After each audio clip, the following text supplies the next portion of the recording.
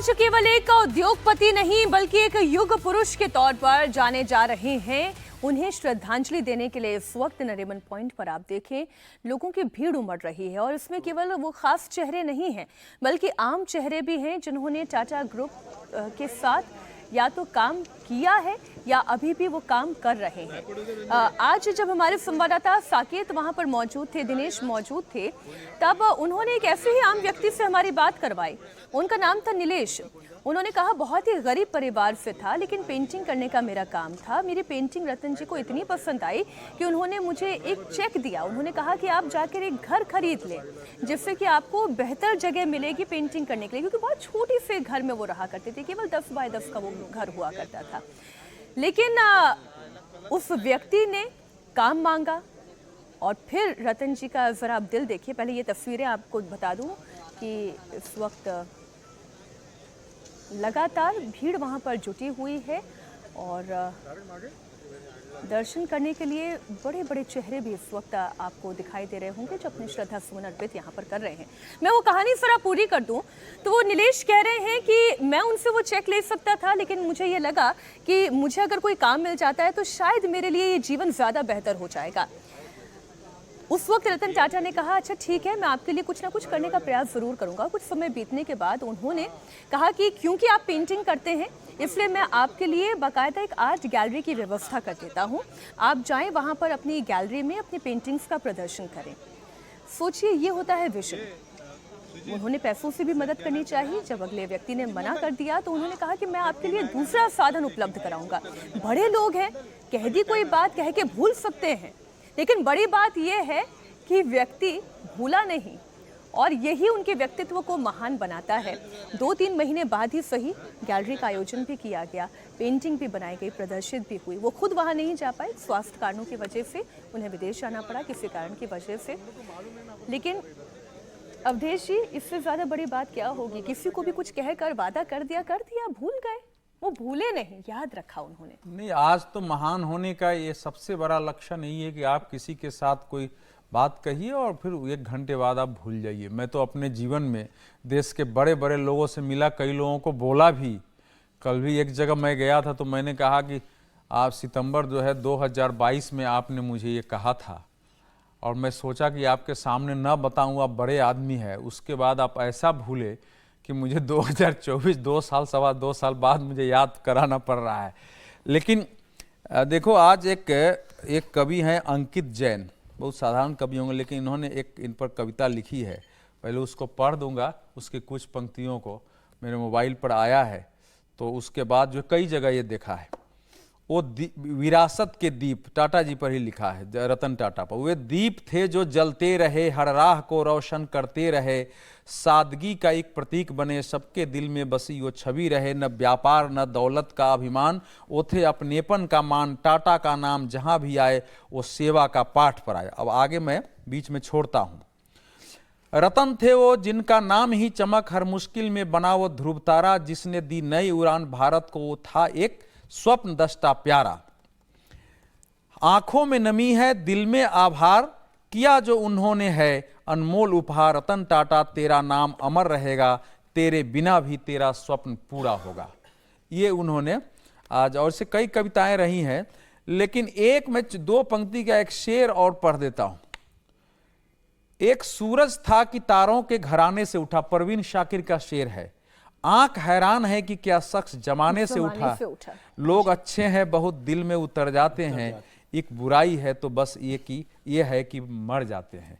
ये है रईस फरोख का। ये तो शाश्वत सत्य है ना, से आना है उससे नहीं, जाना जो तो है। जो हर्षवर्धन जी ने कहा, देखिए पहले तो हमारे यहां भारत में मृत्यु को देहांत कहा गया है। हमारी मौत नहीं होती है, ये शरीर का अंत होता है, इसलिए देहांत कहा गया है कि हम एक प्रकार से जैसे हम एक कपड़ा उतारते हैं और दूसरा कपड़ा पहनते हैं, इसलिए देह का अंत हुआ है, फिर अगले देह के रूप में हम आते हैं। जैसे ट्रेन चलती है, एक स्टेशन पर रुका, दूसरे स्टेशन पर जाना है, इसलिए जीवन और मृत्यु के ये अनंत चक्र हैं, लेकिन वो जीवन जो मूल है वो कभी खत्म नहीं होता। कृष्ण ने इसीलिए गीता में कहा है कि मैं जो हूं वो सतत हूं, तुम जो हो वो सतत हो, वो कभी मरता नहीं है, उसको आत्मा कहते हैं हमारे यहां। तो इसलिए मृत्यु पर शोक की हमारे यहां कभी कोई आप देखेंगे कि प्राचीन युग में जन्म दिवस की कोई परंपरा नहीं थी, मृत्यु की जरूर परंपरा थी, वार्षिक श्राद्धों की परंपरा थी, मासिक श्राद्धों की परंपरा थी, और यहां तक कि उससे प्राचीन युग में किसी तस्वीर की कोई परंपरा नहीं थी कि हम किसी की तस्वीर रखें। ये सब 500-700 ईस्वी के बाद सब शुरू हुआ है। तो देह से कोई मोह नहीं है, तो इसीलिए वो जो मृत्यु वैसे भी इतना शानदार जीवन जी के देश और दुनिया को एक उदाहरण देकर इतने लोगों के जीवन को सड़कों से उठाकर खड़ा करने वाले, इतने को प्रेरणा देने वाले, एक उद्योग में रहते हुए जीवन में काला धब्बा से पूरे जीवन दूर रहने वाले, तो ऐसे व्यक्ति की मृत्यु पर शोक है तो प्रेरणा की घड़ी है और यह उल्लास की घड़ी है। इसलिए इसमें कहीं भी शोक की कोई गुंजाइश नहीं है। देखिए, रतन टाटा जी जब हम लोग बच्चे थे तो एक ही कंपनी जानते थे गांव में, टाटा। आज का जो उद्योग का दौर है, खासकर 1991 के बाद, उसका सिद्धांत यह है कि कोई सामान पैदा करो, विज्ञापन से मनुष्य के अंदर खरीदने की इच्छा पैदा करो और उसको बताओ कि यह सब तुम्हारी आवश्यकता में है, और फिर वो खरीदें। और खरीदने के लिए भी जो बैंक बैठे हैं, एक बीच में एजेंट है, एक बीच में वो सामान बेचने वाला एजेंट है, बैंक है, वो सबको लोन देगा, खरीदते रहो। रतन टाटा का जो टाटा कंपनी की जो शुरुआत थी कि भारत में आवश्यकता क्या है लोगों की, ये जो सेफ्टी पिन होता था गांव में, हम लोगों की खेती में जो कुदाल होते थे, जो खुरपी और हांसिया होते थे, जो हल होते थे, वो सब टाटा के यहां से मिलते थे। और बाद में जो हैंड पंप आया तो शुरू में हैंड पंप बनाने वाले भी टाटा ही होती थी। यहां तक कि बैलगाड़ी होते थे, उसके टायर टाटा कंपनी बनाती थी, उसके लोहे के जो कील होते थे वो टाटा कंपनी बनाती थी। तो टाटा ने आरंभिक जो उसका था, वो भारत की आवश्यकताएं क्या है, कि भारत जो छोटी छोटी चीज बाहर से मंगा रहा है, कि अंग्रेजों ने एक निर्यातक देश को आयातक और याचक में बना दिया, उस अंग्रेजों के जमाने में भी ऐसी चीजें खड़े करो कि हमको आयात कम होना पड़े यहां के संसाधनों से। तो वो जो उनका था, इसके कारण हमारे गांवों में, और टाटा का एक सामान खरीद लिया, लोग गांव में अनपढ़ भी बोलता है, अरे कहां से कुदाल ले, टाटा वाला ले आओ। और एक कुदाल हमको याद है कि हमारे दादा के समय का, हम लोगों के समय तक वो 5 कुदालें होती थी, यहां तक कि फिर बाद में घरों में जो बर्छी भर से सब अस्त्र बनते थे गांव में, सांप के मारने के लिए, फलाने के लिए, वो सब टाटा बनाते थे। अच्छा सर, जो आप ये बात कह रहे हैं ना, नीड एंड वांट, इकोनॉमिक्स में जब मैं पढ़ रही थी तो कहते कि there is a difference between need and want. Need आपकी जरूरत है और वांट वो जो इच्छा पैदा की जाती है।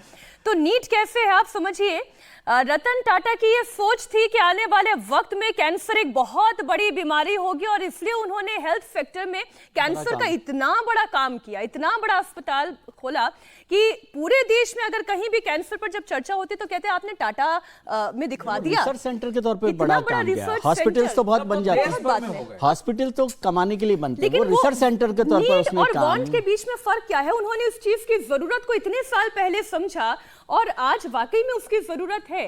लोग इसीलिए रतन टाटा का नाम ले रहे हैं, और इसलिए चाहे नवीन जिंदल जैसे उद्योगपति या पॉलिटिशियन आप कहें वो हो, अखिलेश यादव हो, या फिर कलाकार अनुपम खेर जैसे हो, पीयूष गोयल हो, हर कोई उन्हें याद कराए। एक बार मैं उनके रिएक्शंस आपके सामने रख दूं। मुझे याद है जब कोविड की महामारी ने देश को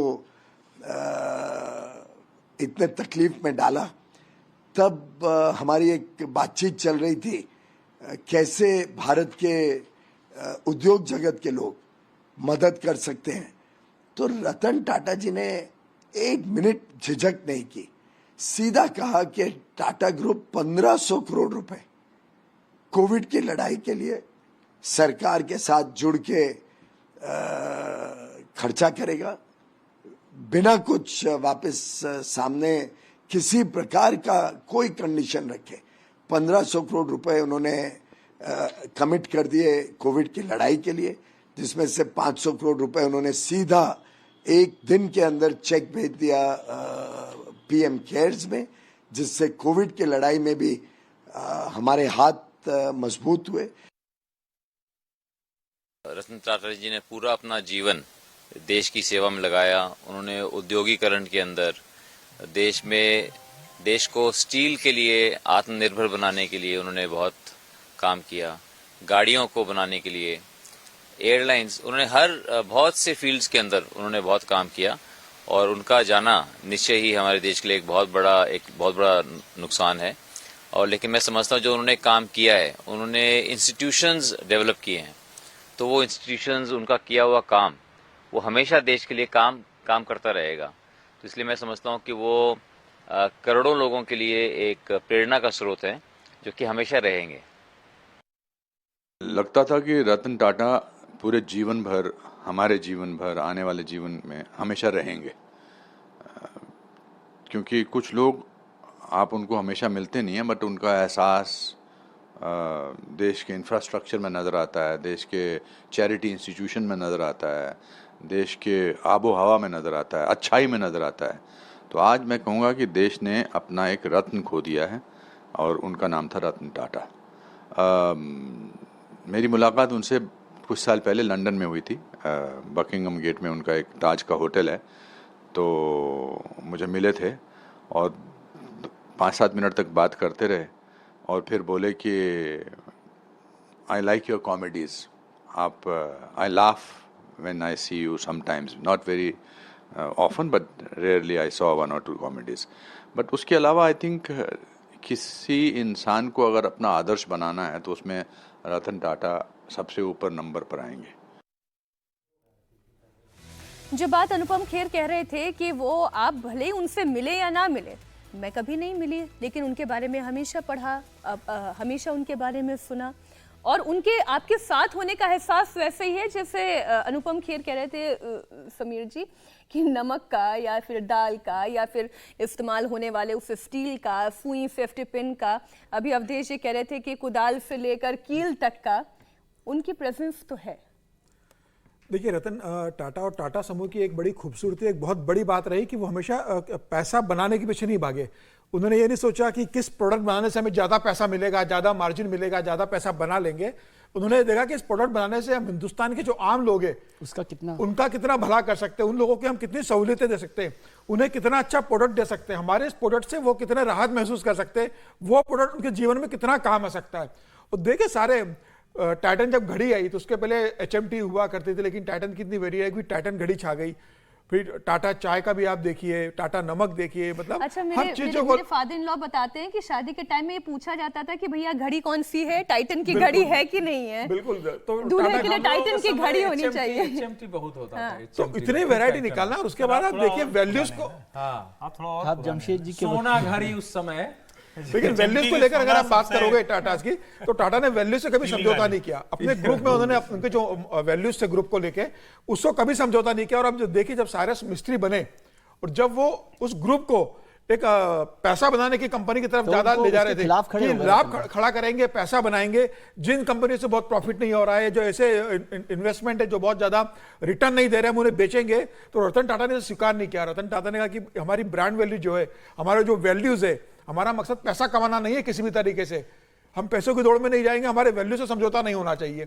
और आखिरी में साइरस मिस्त्री को जाना पड़ा, एक इतने बड़े व्यक्ति को जिसको आपने पूरी ग्रुप की कमान सौंपी थी, उसे हटा दिया, लेकिन अपने वैल्यू से समझौता मंजूर नहीं करने दिया। सौंपी थी, लेकिन जब वैल्यूज की बात आई तो रतन टाटा ही उनके खिलाफ खड़े हुए। उस पूरा तो बोर्ड में, पूरा बोर्ड टाटा बोर्ड है उसमें। और रतन टाटा ने एक बड़ा मजेदार किस्सा भी, एक बार अलीगढ़ से लौट रहे थे वो मुंबई रात को, तो रतन टाटा बड़े शर्मिले स्वभाव के रहे हैं और जनरली अपने काम खुद मतलब करते हैं।